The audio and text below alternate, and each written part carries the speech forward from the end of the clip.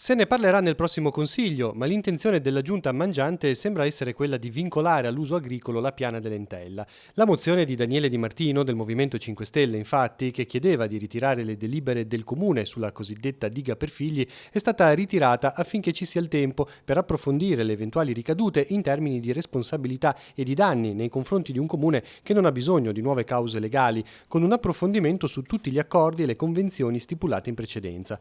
Il progetto della diga per figli non ci piace, ha comunque detto il sindaco, e concordiamo sulla destinazione agricola della piana. Soddisfatto dunque il consigliere Di Martino, che ha comunque rimarcato l'urgenza del tema. E sulla sistemazione degli argini crollati e sul ripristino della pista ciclabile, infine, l'assessore esterno Enrico Piazzi ha spiegato che esiste un progetto definitivo diviso in due lotti per un totale di 1.400.000 euro.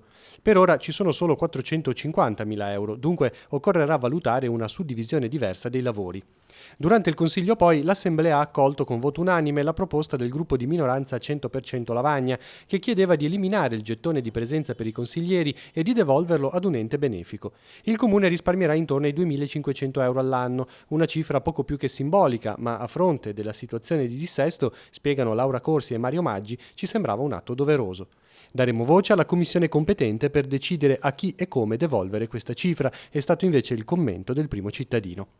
Infine, per quanto riguarda l'equilibrio di bilancio, la minoranza si è astenuta, lamentando di non aver ricevuto i documenti necessari. Il presidente del Consiglio comunale, Matteo Barbieri, ha spiegato che i disguidi sono dovuti alla riduzione del personale.